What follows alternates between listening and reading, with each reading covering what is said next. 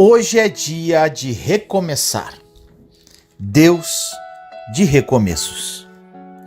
No livro de Lamentações, capítulo 3, versículos 22 e 23 diz: Graças ao grande amor do Senhor é que não somos consumidos, pois as suas misericórdias são inesgotáveis. Renovam-se cada manhã, grande é a tua fidelidade. Existem algumas coisas que são absolutamente inevitáveis na vida. Deus tem uma forma de trabalhar e deixou registrado muitas coisas nas Sagradas Escrituras. Não tudo, pois Deus faz o que Ele quer. Ou seja, existem coisas que Ele pode fazer que você nem ousa imaginar. É por isso que não existe muito segredo para que você viva uma vida extraordinária. Mas você pode perguntar agora: mas como eu vou ter uma vida extraordinária? Eu te respondo: você deve primeiramente parar de fazer o que você faz hoje e começar a fazer o que está escrito. Parece simples, não é? Mas é difícil. Porque se fosse fácil, todos nós estaríamos vivendo uma vida extraordinária. Na verdade, a maioria das coisas que Deus nos pede são muito simples de se entender, porém muito difícil de se acreditar. E é por isso que às vezes não vamos para frente e estacionamos.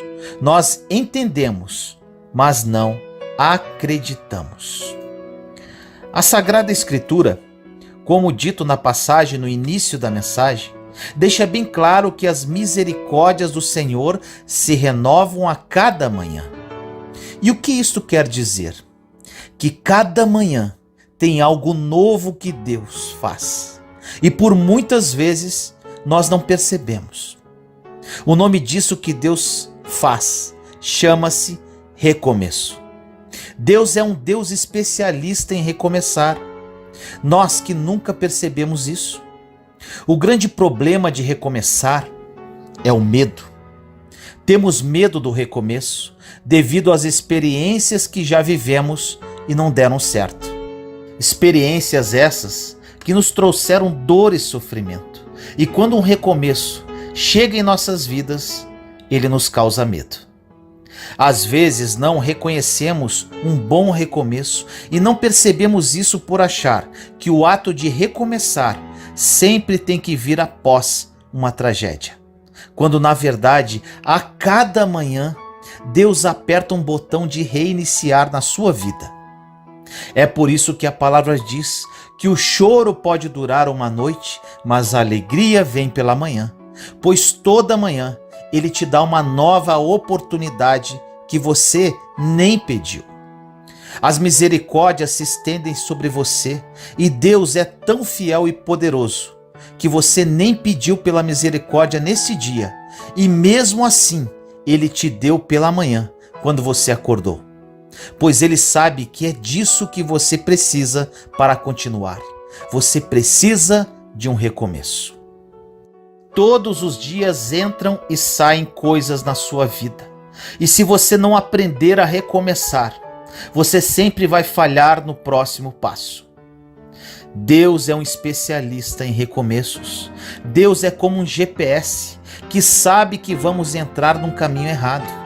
Deus é literalmente como um pai responsável, que não dá aquilo que seu filho está pedindo, que não dá aquilo que ele bem entende que quer, ou aquilo que vai satisfazê-lo. Ele é um pai que dá sim aquilo que ele precisa. Se Deus é especialista em recomeçar e todo dia é um recomeço, isso quer dizer que nossa vida é cíclica. Nós entramos e saímos de ciclos. Mesmo sabendo disso tudo, nós temos medo do recomeço, ainda que seja a maior estratégia de misericórdia de Deus para conosco. O recomeço é a maior oportunidade que Deus dá para o ser humano fazer direito dessa vez. Se você não tivesse direito ao recomeço, você não estaria ouvindo esta mensagem hoje. Deus é tão especialista em recomeços que dificilmente você vai encontrar um herói bíblico que não tenha recomeçado. Abraão estava estabilizado em Ur dos Caldeus e recebeu uma palavra de Deus para sair da terra da sua parentela e ir para uma terra que o Senhor ainda iria mostrar. Por mais insegurança que ele possa ter sentido, ele teve que partir para um recomeço, porque o recomeço não é só uma oportunidade, é o início de uma grande bênção, é o início de uma nova temporada, de uma nova caminhada. Deus recomeçou com Noé, mas assim vem algo muito interessante. Deus não recomeçou apenas com Noé. O Senhor decidiu apertar o botão de reiniciar o mundo inteiro. Por isso, meu irmão e minha irmã, não tenha medo de recomeçar, pois até Deus recomeçou. Chegou um certo momento que Deus olhou para o que ele tinha criado e disse: vou começar de novo. Às vezes nós ficamos chateados porque perdemos muito tempo em um projeto que não deu certo. Projeto que você teve que deletar e começar outra coisa do zero. Não fique chateado, meu irmão, minha irmã. Deus também já fez isso, com o mundo inclusive. Não ache que você perdeu tempo. Você só perdeu tempo se não aprendeu nada, porque os novos começos são para que você carregue a sabedoria, a maturidade, o aprendizado, as informações, o conhecimento do que não deu certo. Tudo isso você carrega com você e te acompanhará em um novo começo. Agora, se você não aprendeu com o passado, está na hora de começar a aprender, pois isso é fundamental para que no novo começo você sofra menos. Para mim foi muito difícil recomeçar, pois trazia comigo um passado de pecados, de erros, de culpa. Perdi meu casamento, meu emprego e minha filha estava prestes a se suicidar. Não tinha esperança alguma para recomeçar. Foi quando, pela graça e misericórdia de Deus, que eu acordei e decidi dar o primeiro passo de fé. Comecei a refletir sobre como eu era, quais erros havia cometido no meu passado e resolvi fazer tudo diferente, sendo conduzido por Deus para o novo que me aguardava. Quando li essa passagem que diz em 1 Coríntios 5,17: portanto, se alguém está em Cristo, é nova criação, as coisas antigas já passaram, eis que surgiram coisas novas. Quando eu li esta passagem, houve um despertar poderoso em minha alma e falei com o Senhor: Pai, tudo se faz novo em Cristo Jesus, como diz na sua palavra. Eu quero tudo novo, Senhor. Ajude-me a recomeçar e a caminhar dentro dos planos que o Senhor tem para mim. E de fé em fé, de passo em passo, um dia de cada vez, recomecei. E hoje vivo o novo de Deus, como jamais imaginava. O novo na vida espiritual, o novo na vida financeira, o novo na vida sentimental. Aquele pequeno passo foi o início da grande transformação. Meu irmão e minha irmã, dê apenas o primeiro passo. Na maioria das lutas que travamos em nossas vidas, não temos a mínima ideia que essas lutas são o início de algo novo. Grave isso. Enquanto olhamos para o fim, Deus está olhando para o começo. Moisés recomeçou aos 3 meses de vida, quando foi jogado pela sua mãe e retirado do rio Nilo pela filha de Faraó. 40 anos depois, ele recomeçou a vida, pois ele foi visitar as aflições de seus irmãos hebreus, como diz a Bíblia, e matou um egípcio. Devido a isso, ele teve que fugir. Mais um recomeço. Imagine um príncipe do Egito, da terra mais próspera do mundo na ocasião, teve que fugir para um deserto e ficar mais 40 anos recomeçando. Deus é especialista em recomeços e por vezes ficamos chateados porque Ele recomeçou conosco. Os campeões da Bíblia têm em seus currículos o recomeço. José teve que recomeçar várias vezes. Ele teve anos e anos de uma infância rica. Depois foi escravo no Egito. Anos depois recomeçou de novo, mas agora como governador do Egito. Se você não souber lidar com os recomeços, você nunca vai ver a oportunidade que Deus está abrindo. Quando Deus aperta o botão de reiniciar na sua vida, não é para começar como você está hoje. Você vai dormir pedindo misericórdia e vai acordar com Deus te elevando com a sua graça. Foi assim comigo. Deus trabalha em recomeços que te levam para outros patamares, para outros níveis. Ele não deixa você no mesmo nível em que você saiu. Deus nunca permite uma quebra na sua vida, seja emocional, financeira, o que for, se não for para que você recomece de uma forma espetacular. Escute isso. O que você acha que perdeu até hoje na sua vida é só uma oportunidade para você começar muito melhor agora. Enquanto a sua dor for maior que a voz do Espírito Santo que ecoa na sua alma, enquanto a sua perda te causar mais sofrimento do que o sofrimento de Jesus na cruz, você sempre vai ter que começar do zero e vai ficar andando em círculos. Quando se recomeça, debaixo de uma orientação de Deus, debaixo da sabedoria divina, você faz tudo com maturidade e com direcionamento. Quantas coisas já falamos e fizemos no passado e queríamos voltar atrás para fazer tudo diferente? A vantagem do recomeço é que você não precisa cometer os mesmos erros de antes. Deus ama tanto o recomeço que Ele decidiu enviar Jesus para que o tempo da lei terminasse e começasse a lei da graça, uma nova oportunidade de recomeço para o ser humano. O que seria de nós sem o recomeço, sem as misericórdias que se renovam a cada manhã? Gente, olha isso. Todas as manhãs Ele a repõe antes que a gastemos. Outra vantagem de recomeçar é que você pode selecionar melhor os seus planos e as suas estratégias. Como assim? Você pode ter errado, perdido, sofrido, caído, porque a sua estratégia não era assertiva. E agora você tem a oportunidade de aplicar a estratégia certa. E melhor ainda, sendo conduzido por Deus.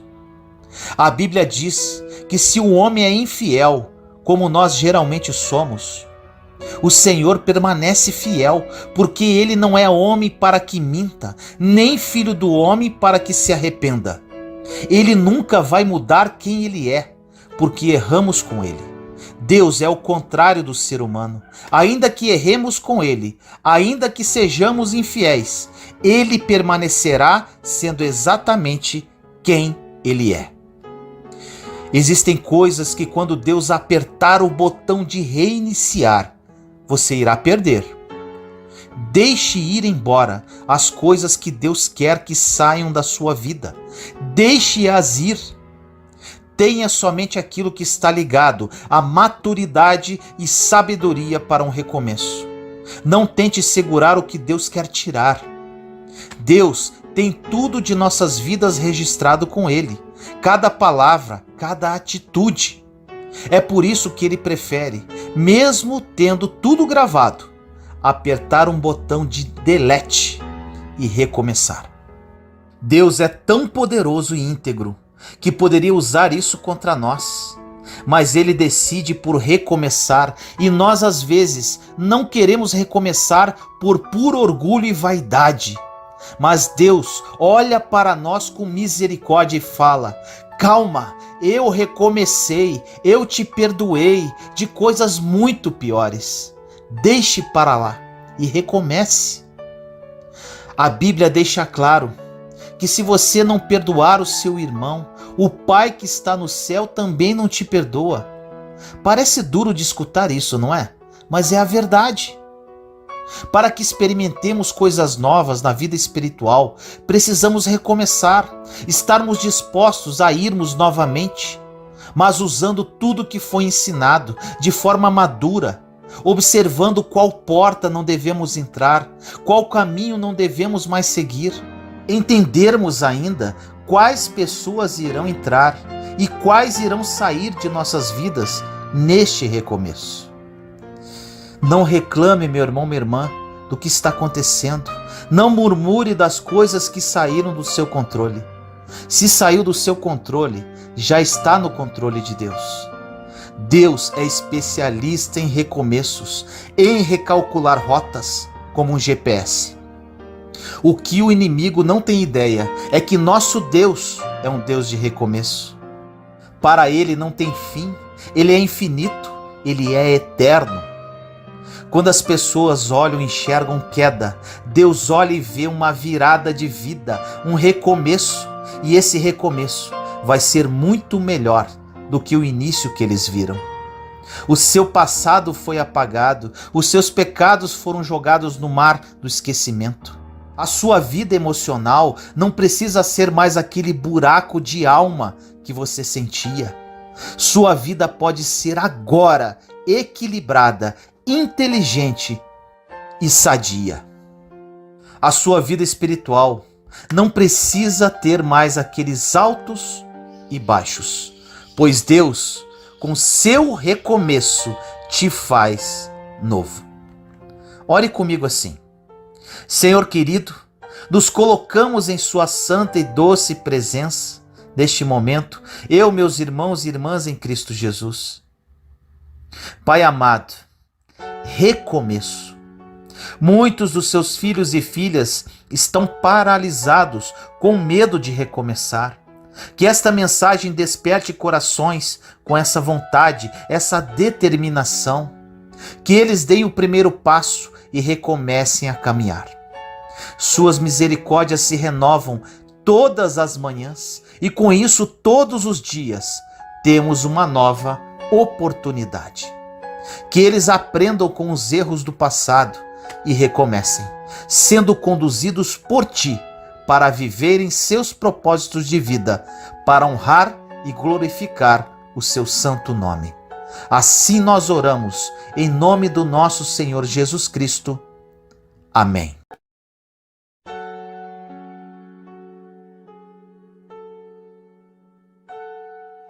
Mude a sua história a partir de hoje.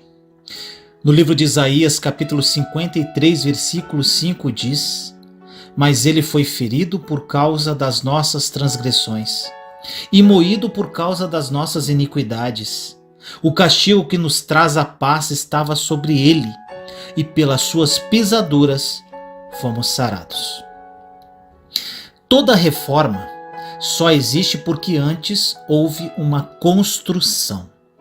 Não podemos sermos estúpidos e acharmos que a nossa geração vai construir algo novo se começarmos a nossa história descartando o velho. Não é porque seja tradicional que é ruim.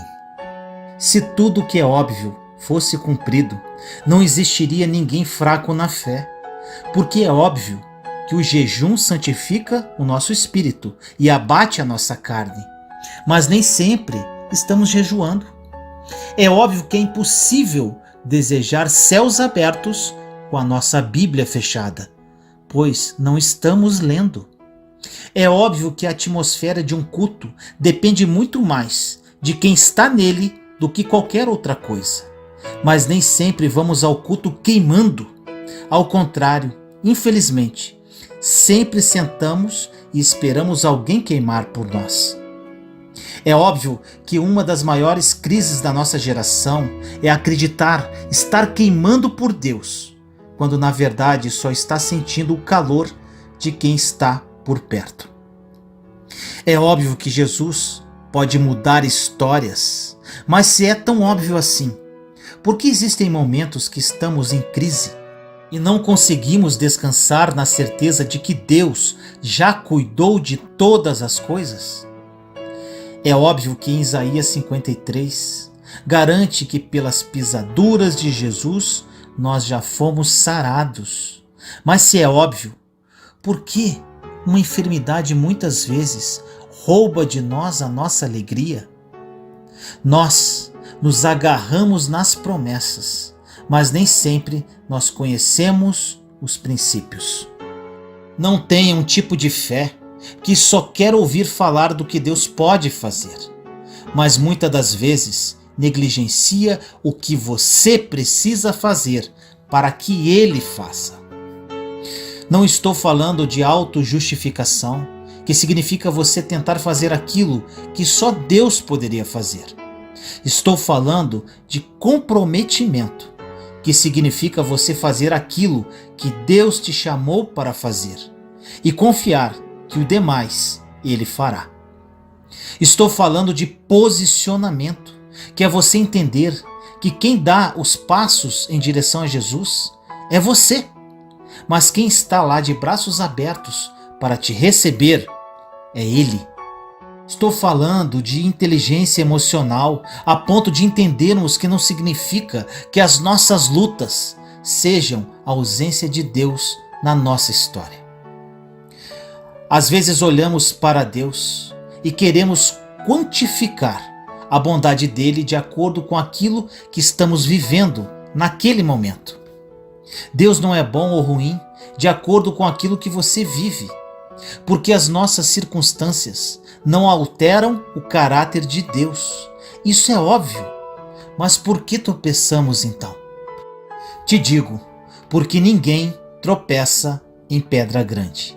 As pedras grandes nós conseguimos enxergar e as pedras pequenas passam despercebidas e são justamente elas que estão derrubando muita gente. Santidade é óbvio, mas nem sempre estamos em busca dela. Nunca se esqueça disso. A identidade é a chave para abrir o seu propósito. Isso é óbvio, mas nem sempre sabemos a identidade que temos. Muitas vezes estamos mais apegados nas palavras contrárias que liberam contra nós do que na promessa de Deus que já foi liberada sobre nós. Existe um princípio no Evangelho que diz que Deus está no comando, mas você está no controle. Deus instituiu, estabeleceu, criou todas as coisas, mas Ele deu para a criação o governo sobre elas.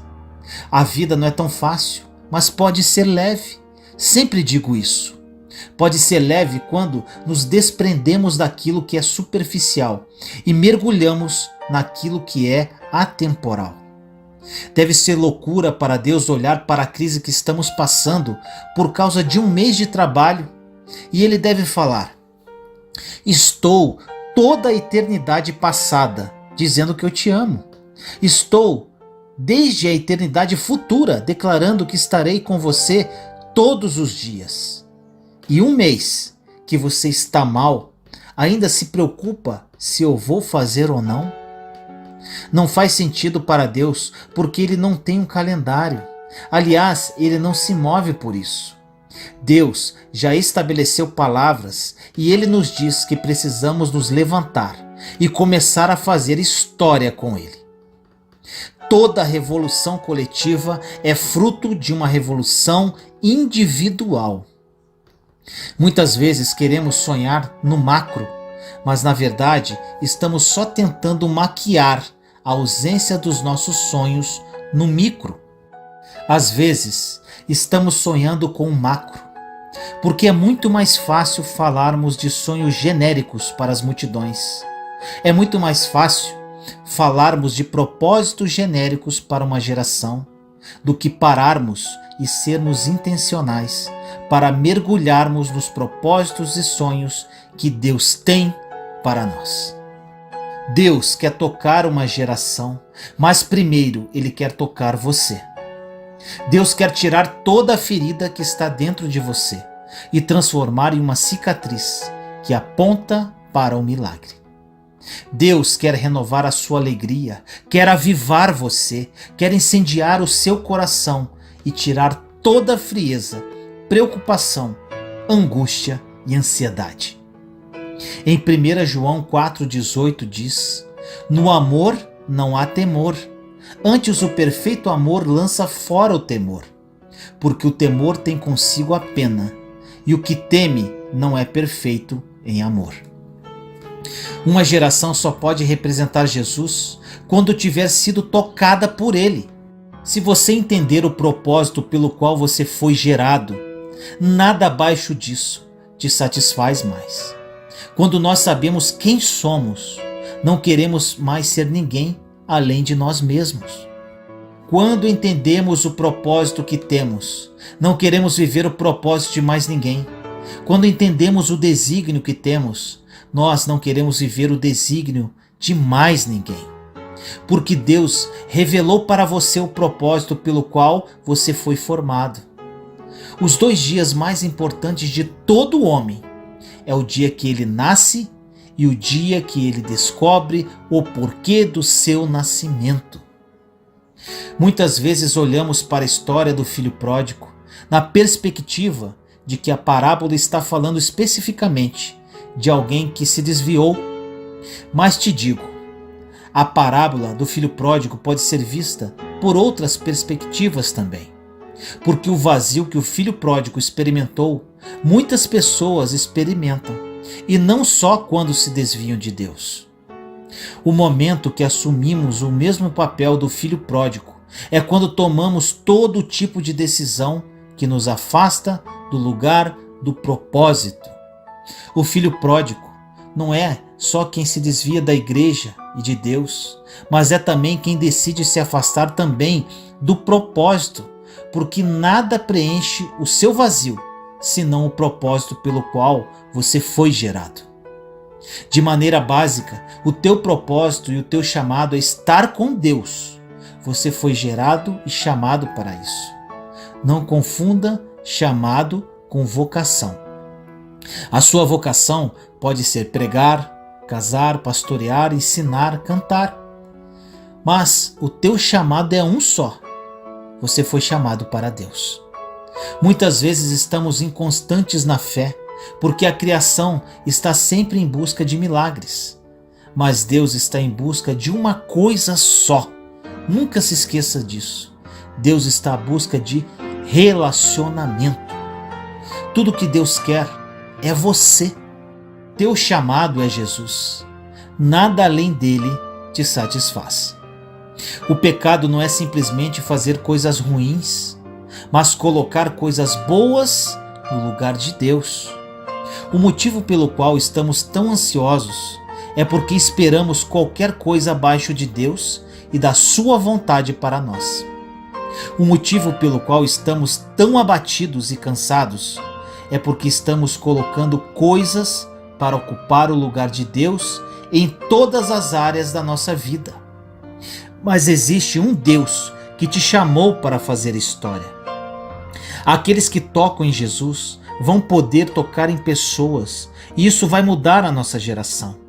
Não esqueça quem você é e assuma a sua identidade de filho ou filha. Em Marcos 9:23 diz: e Jesus disse-lhe: se tu podes crer, tudo é possível ao que crê.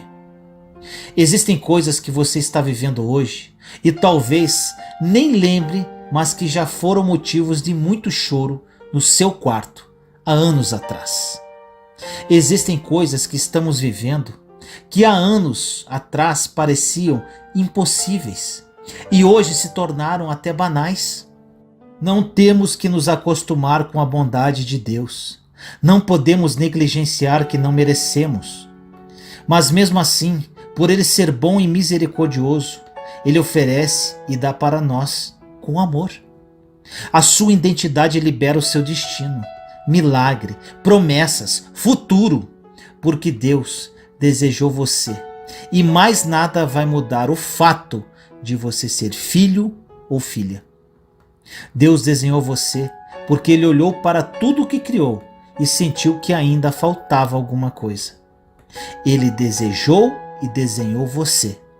Quando as crises, incertezas, problemas e indecisões vierem, você tem que se lembrar que o mesmo Deus que desenhou toda a criação desejou desenhar você também. Se Deus te estabeleceu lá no princípio, Ele não vai te deixar sozinho no meio do caminho. Deus não é como um homem. Ele não se arrepende, não mente, não promete algo e deixa de cumprir. O mesmo Deus que te fez no início continua te sustentando hoje. Ore comigo assim.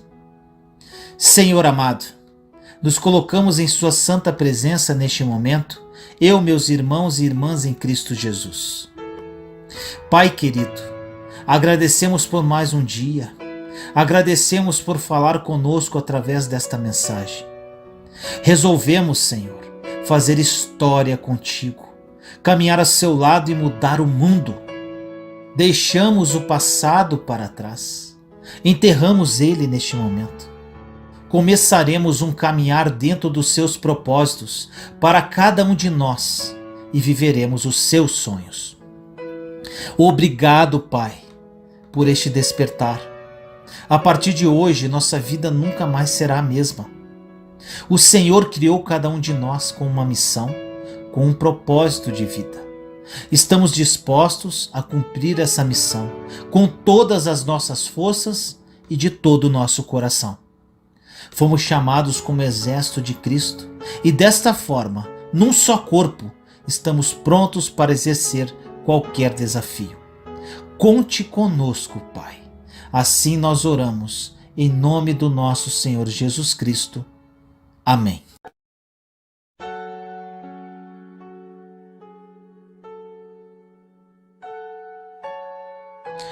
Como vou conseguir a minha libertação?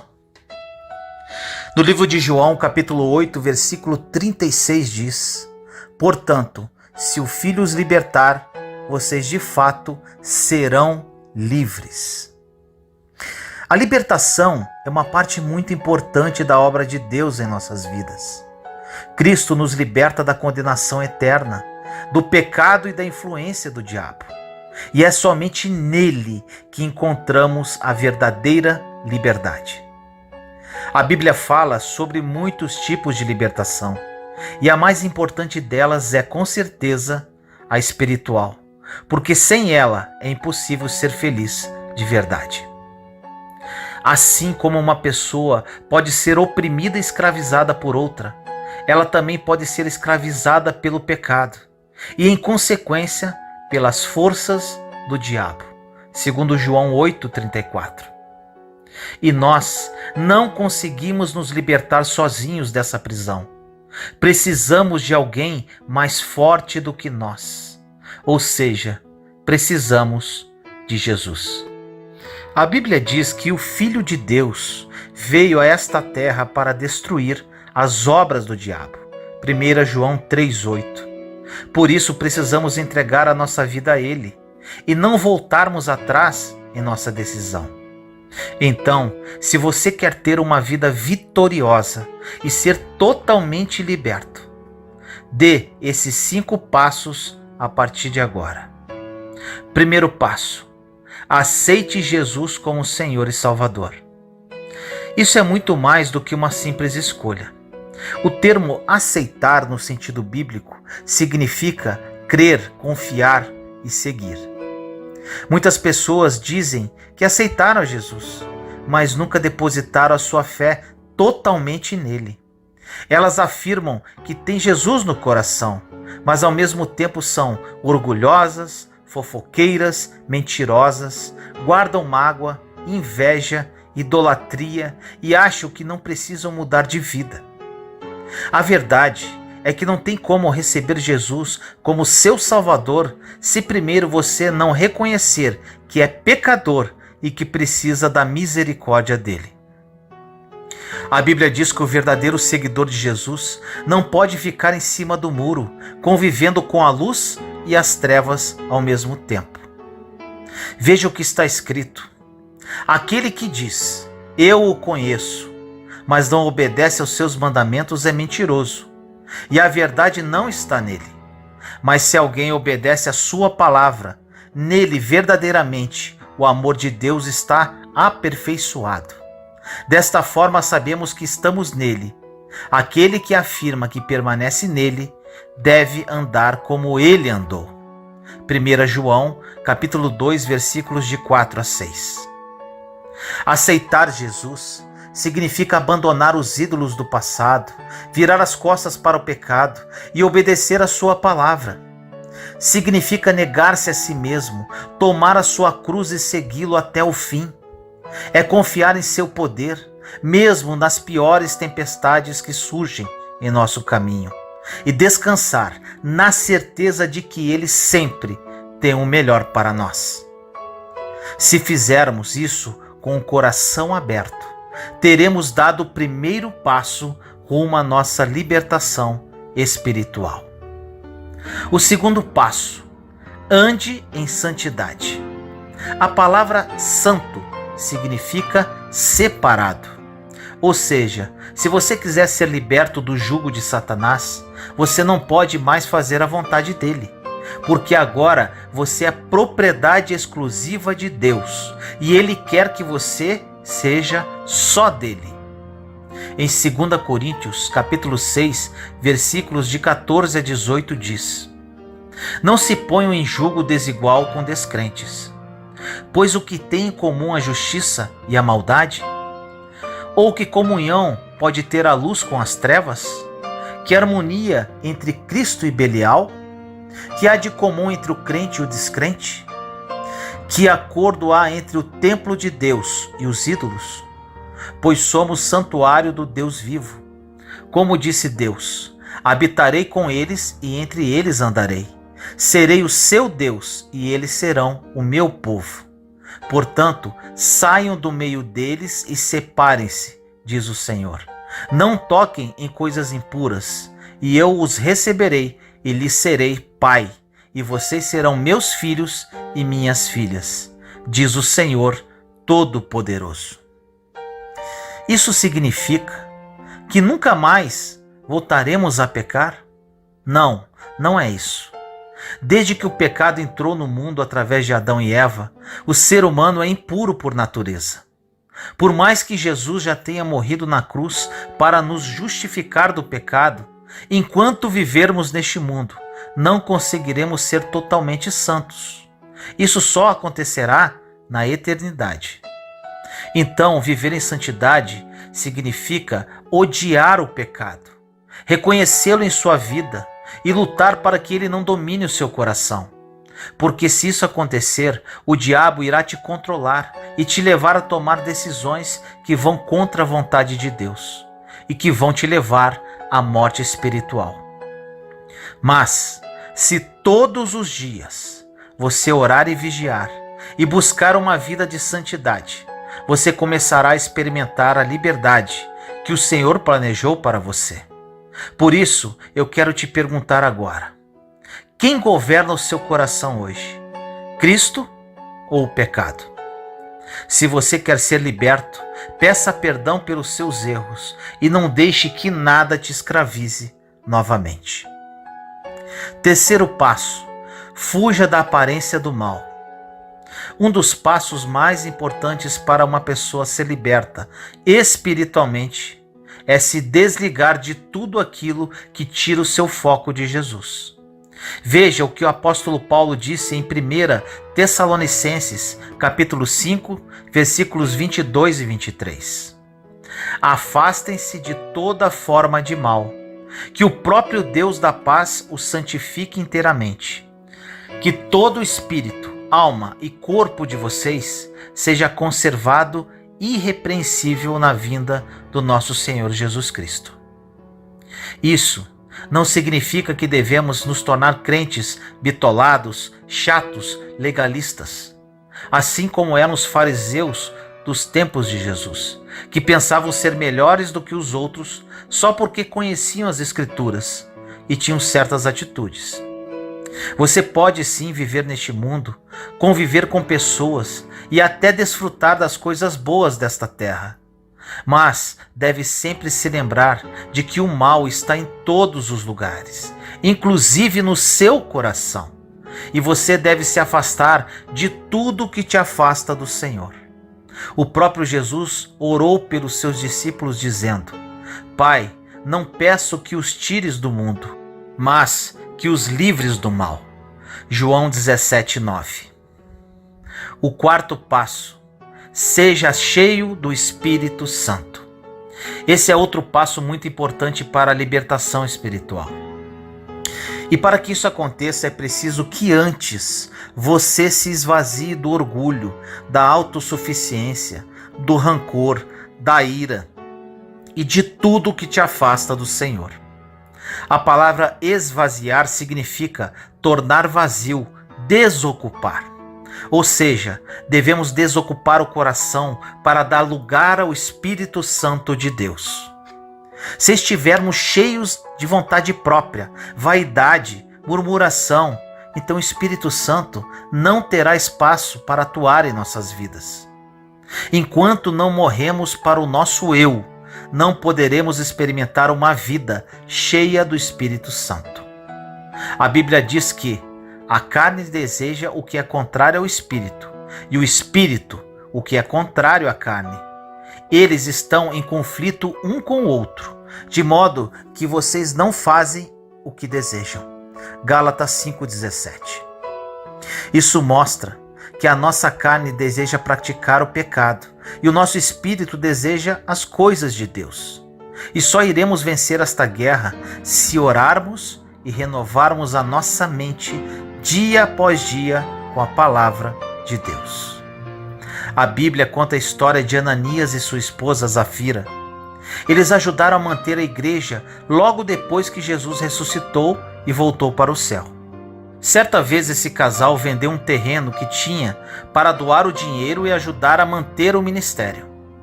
Mas eles decidiram ficar com uma parte do valor e não contaram a ninguém.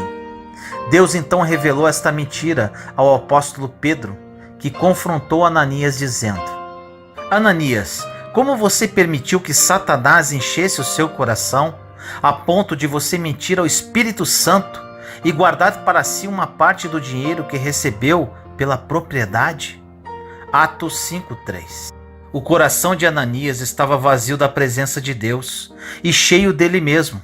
Por isso Satanás entrou e fez com que ele mentisse. E o preço desse pecado foi a morte dele e de sua esposa Zafira. E da mesma forma o diabo tem entrado na vida de muita gente que tem abandonado os caminhos do Senhor, e só depois elas percebem o quanto custou caro fazer essa escolha. Quinto passo: ore e vigie o tempo todo. Pode parecer difícil, mas é muito importante dar esse passo para que a sua libertação espiritual seja completa. Já disse Jesus em Mateus 26:41. Vigiem e orem para que não caia em tentação. O espírito está pronto, mas a carne é fraca. Vigiar e orar não significa que você tenha que ficar trancado no seu quarto 24 horas por dia. Isso é praticamente impossível nos dias de hoje, porque todos nós temos compromissos no trabalho, com a família, com os amigos e com a gente mesmo. Orar e vigiar é estar sempre em espírito de oração e em contato com Deus. Independente de onde você esteja, é totalmente possível viver desta maneira. Basta que você esteja com seus pensamentos voltados para as coisas do alto e que no seu coração haja o desejo sincero de não perder a comunhão com o Pai. Enquanto estivermos em oração e vigiando, sempre para não sermos enganados, Satanás não encontrará brecha para entrar em nossa vida. A Bíblia diz que o diabo vive nos rodeando, rugindo como um leão, procurando devorar aqueles que estão longe da presença de Deus. Mas quando estamos orando e vigiando, ele foge, porque maior é aquele que está em nós do que aquele que está no mundo. Afirmo a você que se implantar essas 5 dicas em sua vida, pode ter certeza que a sua vida mudará radicalmente. Mas te afirmo que não será nada fácil, mas o Senhor estará com você. Apenas persevere e não desista. Ore comigo assim: Senhor amado, nos colocamos em sua santa presença. Neste momento eu, meus irmãos e irmãs em Cristo Jesus. Pai, neste dia venho orar pedindo o seu auxílio. Creio que muitas pessoas que ouvem esta mensagem querem realmente mudar de vida. Querem realmente andar com o Senhor. Porém se acham incapazes e ainda não se acham dignos de caminhar contigo. Que o seu Santo Espírito toque esses corações, Pai, e que a partir de hoje a verdadeira vida em Cristo será uma realidade na vida de cada um deles. Agradecemos, Senhor, pelo que Tu és e pelo zelo e amor que tens para cada um de nós, seus filhos e filhas. Assim nós oramos, em nome do nosso Senhor Jesus Cristo. Amém. O poder das palavras. Tudo o que você precisa saber sobre as palavras que saem da sua boca.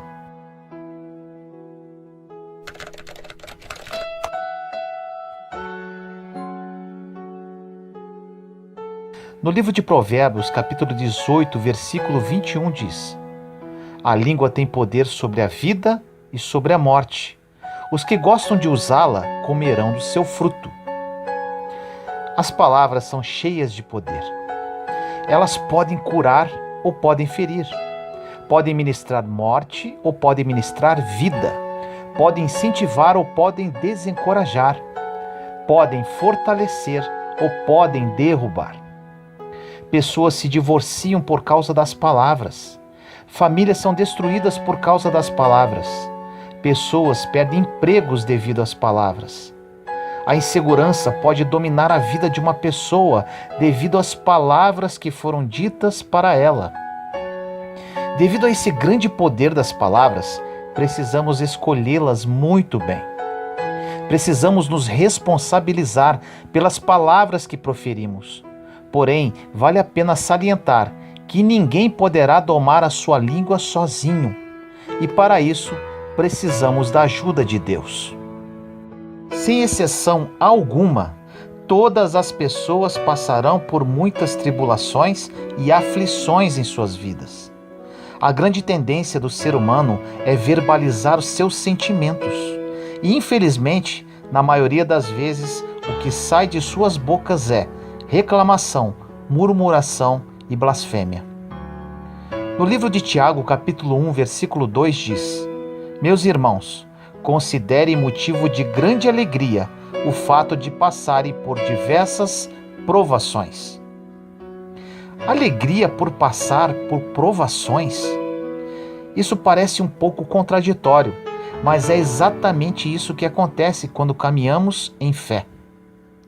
As provações nos preparam para um próximo nível de nossa caminhada. Quando você está passando por provas, nada mais é que um processo de amadurecimento para receber algo que Deus está preparando para a sua vida. Existe um tesouro na provação.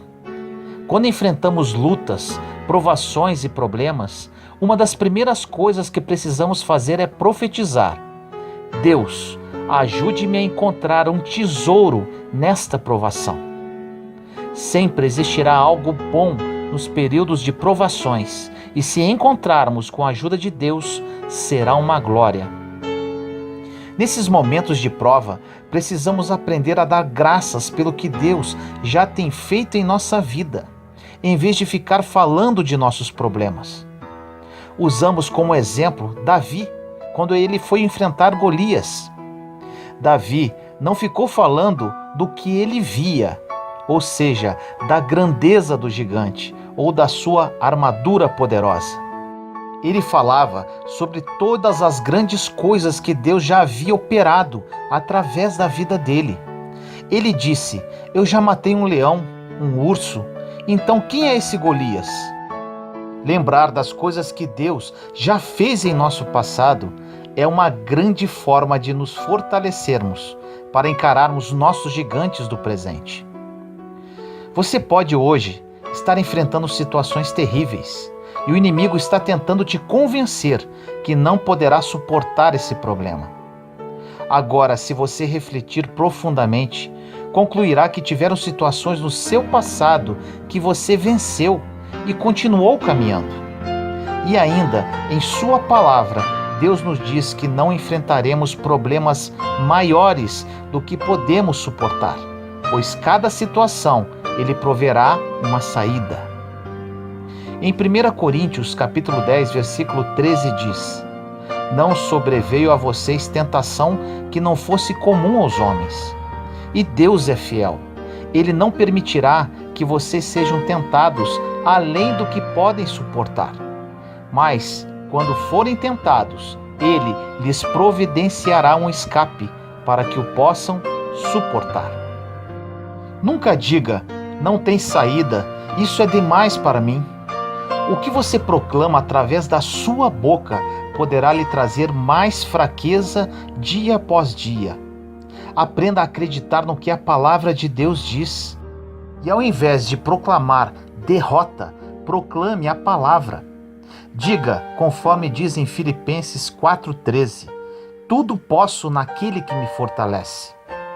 O Senhor nunca irá nos abandonar. Podemos passar por qualquer deserto com Jesus. Precisamos aprender a usar as palavras como aliadas e não como inimigas. Na grande maioria das vezes, falamos mais do que o inimigo está fazendo do que Deus está operando em nossa vida. Não precisamos falar de medo, mas precisamos falar de fé. As palavras são poderosas. Suas palavras podem liberar anjos para ajudá-lo, ou suas palavras poderão liberar o medo, trazendo ainda mais problemas para a sua vida. Precisamos liberar a nossa fé, e isso é feito pelas palavras que saem da nossa boca e da oração. Não podemos falar de fé e logo em seguida falar de medo. Uma palavra anula a outra. Podemos até falar do problema que estamos vivendo, porém não devemos falar dele sem que haja um propósito. Se você precisa falar com alguém sobre algum problema que está vivendo, fale, mas te aconselho, não é nada sadio para a sua vida ficar falando de seus problemas por 24 horas. O que você precisa se atentar é com relação à forma que está falando de seus problemas. Quando falar do seu problema com outra pessoa, logo após terminar de falar dele, profetize que não se curvará a ele e que Deus está no controle de tudo. Peça a Deus sabedoria com relação ao que deve dizer e ao que não deve dizer. Peça a Deus sabedoria sempre, todos os dias. No livro de Tiago, capítulo 1, versículos de 5 a 8, diz: Se alguém de vocês tem falta de sabedoria, peça a Deus, que a todos dá livremente, de boa vontade, e lhe será concedida. Peça-a, porém, com fé, sem duvidar, pois aquele que duvida é semelhante à onda do mar, levada e agitada pelo vento. Não pense tal homem que receberá alguma coisa do Senhor. É alguém que tem mente dividida e é instável em tudo o que faz. Sempre que passarmos por provações, precisamos olhar para o tesouro que se esconde por trás dela e sermos alegres, como diz a palavra. Agora, mesmo se fizermos algo errado e pedirmos perdão para Deus com um arrependimento autêntico, Ele nos perdoará e nos tirará dessa confusão. Porém, não significa que Deus não vai nos ensinar algo, mantendo-nos no problema por algum tempo para que aprendamos. O que não podemos fazer enquanto aguardamos o agir do Pai, como diz na passagem, é ter duplo ânimo. Fé e incredulidade não andam juntos.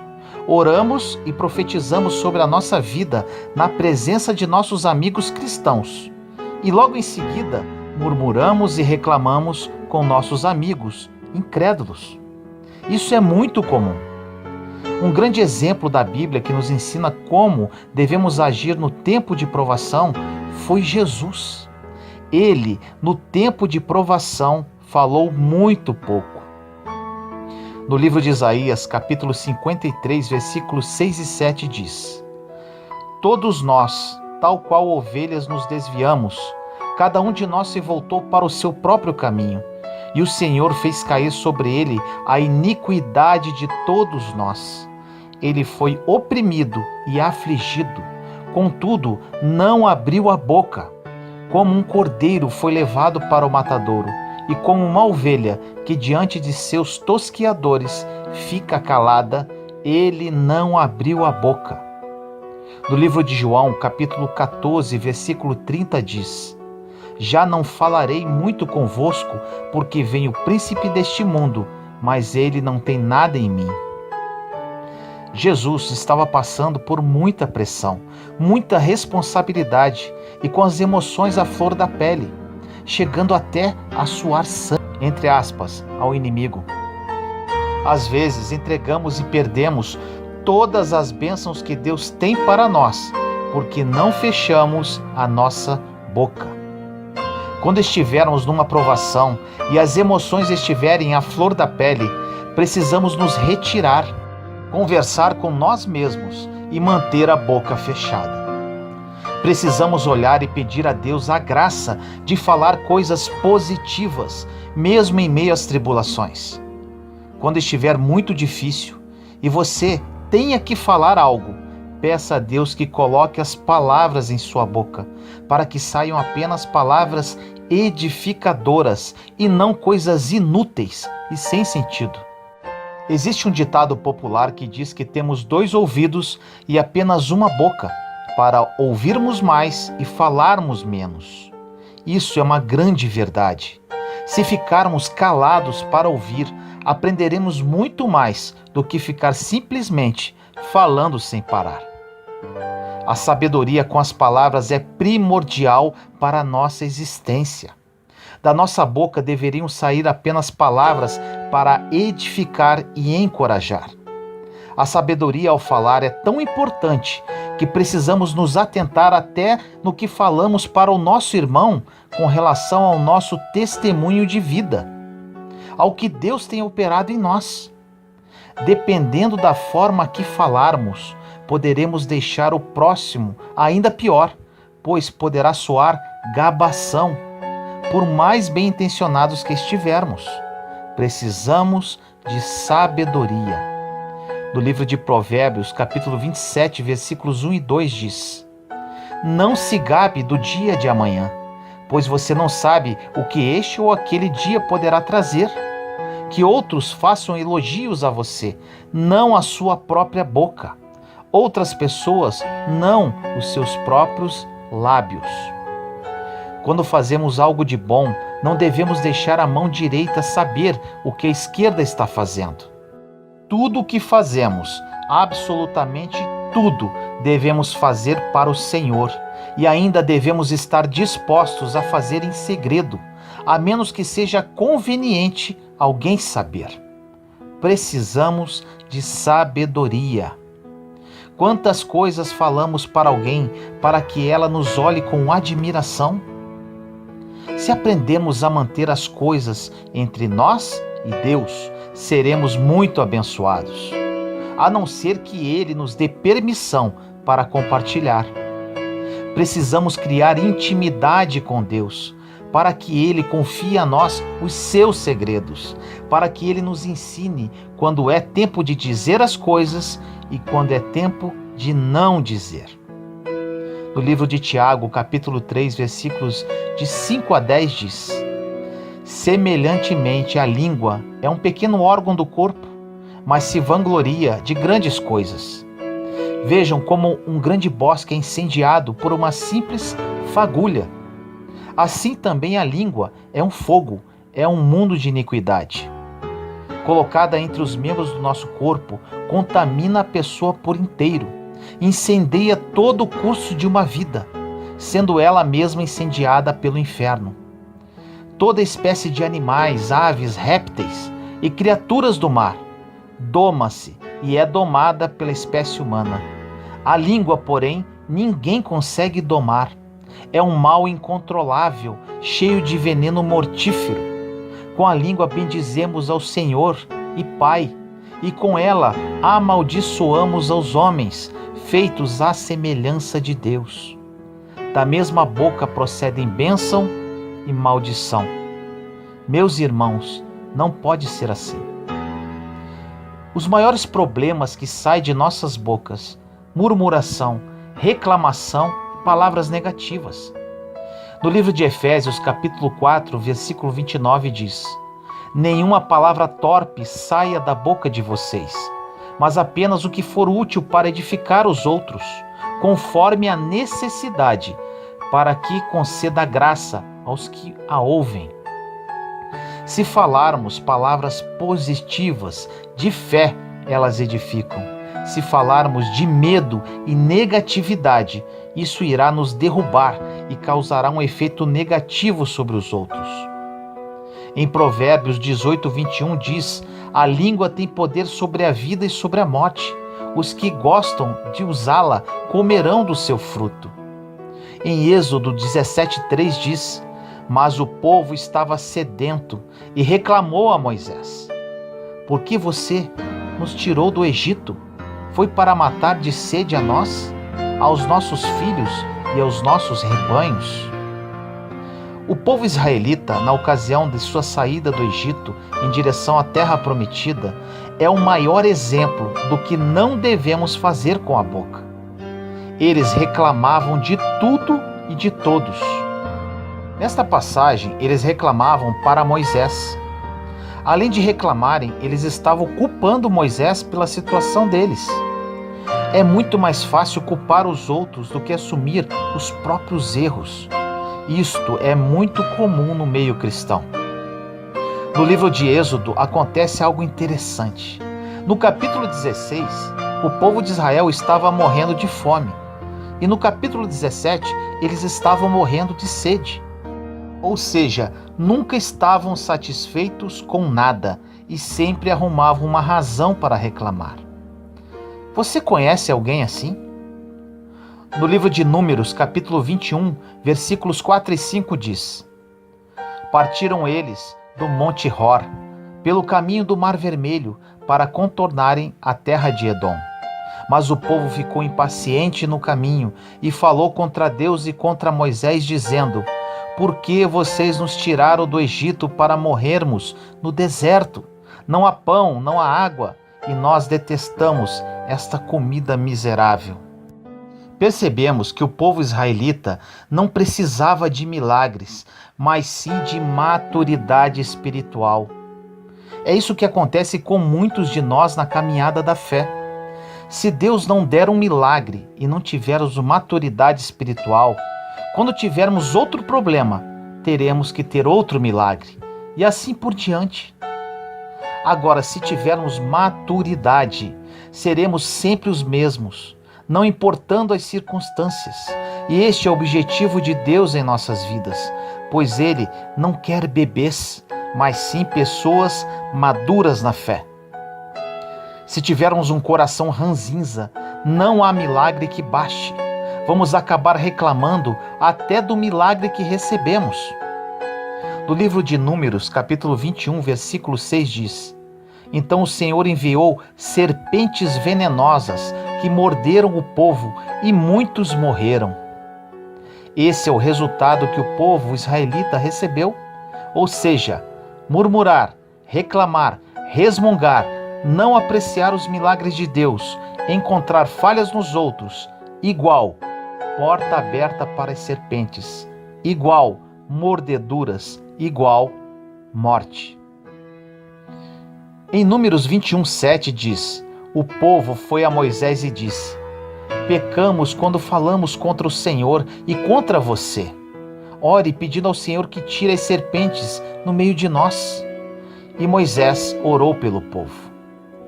Precisaram aproximadamente 23 mil pessoas morrerem para o povo criar consciência do que estavam fazendo. Esta foi a consequência da sua reclamação. Deus não quer fiéis que murmurem e reclamem. Fiéis a Deus não fofocam, nem julgam, nem criticam. As palavras que saem de nossa boca têm o poder para impactar as nossas vidas, bem como das pessoas ao nosso redor. Em Provérbios 12, 18 diz: O falador fere com golpes de espada. A língua dos sábios, porém, cura. Em Mateus 12:33 diz: considerem, uma árvore boa dá bom fruto, uma árvore ruim dá fruto ruim, pois uma árvore é conhecida por seu fruto. Nesta passagem de Mateus, podemos observar uma conexão coração versus boca. O que estiver em nosso coração em abundância vai sair pela nossa boca. Se tivermos meditando muito com relação a alguma coisa, vai sair pela nossa boca. No livro de Mateus, capítulo 12, versículos 34 a 37 diz: raça de víboras, como podem vocês, que são maus, dizer coisas boas? Pois a boca fala do que está cheio o coração. O homem bom do seu bom tesouro tira coisas boas, e o homem mau do seu mau tesouro tira coisas más. Mas eu lhes digo que, no dia do juízo, os homens haverão de dar conta de toda a palavra inútil que tiverem falado. Pois por suas palavras você será absolvido, e por suas palavras será condenado. É isso que acontece quando abrimos a nossa boca. Algo vai sair de lá, bom ou ruim, e dependendo do que seja, ficará difícil e complicado de consertar. Precisamos de sabedoria. Existem muitas conversações ociosas que servem apenas para preencher espaço. Dizemos muitas coisas estúpidas que não fazem bem a ninguém. E normalmente isso acontece quando estamos passando pelas provas, que servem, na verdade, para nosso amadurecimento. Agora, questões importantes para você nunca mais esquecer. Se puder, anote e cole num lugar bem visível na sua casa, como lembrete. Primeiro, pare de murmurar e reclamar.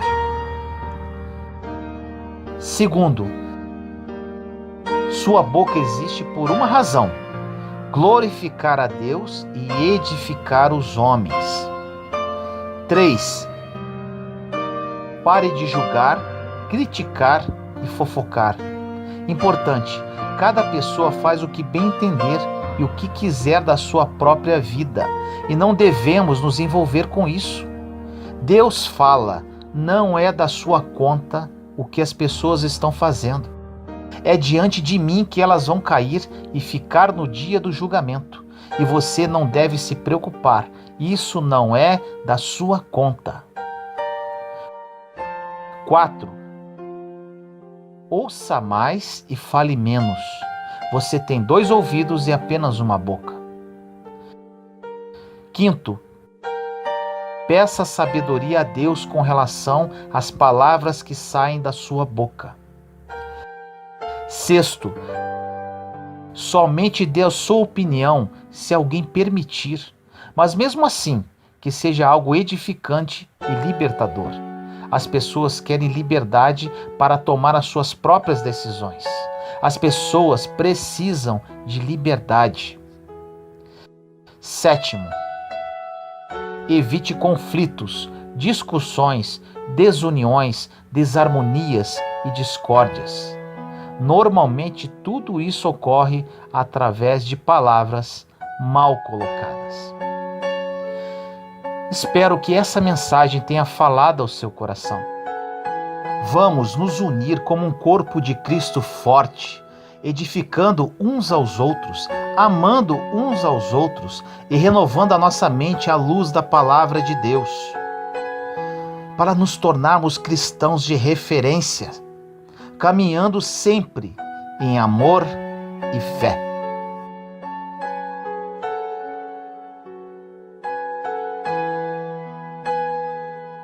Senhor amado e misericordioso, venho orar por todos os meus irmãos e irmãs em Cristo nesse dia. Tive muitos problemas em minha vida devido à minha língua. Sofri muito para me libertar deste mal, Senhor, para que as palavras que saíssem da minha boca fossem apenas palavras vindas diretamente de Ti. Existem muitos de seus filhos hoje, Pai, que sofrem desse mal. Dê sabedoria a todos eles, Senhor, e que hoje seja um recomeço na vida de cada um com relação às palavras pronunciadas. Que essa mensagem fale aos corações e que o corpo de Cristo seja coeso e forte, caminhando sempre em união, fé e amor. Assim eu oro em nome do nosso Senhor Jesus Cristo. Amém. Amém. Juntos somos fortes. Compartilhe esta mensagem para que mais pessoas sejam edificadas. Inscreva-se no canal e acione o sininho para ser notificado de novos vídeos. Te amo em Cristo Jesus.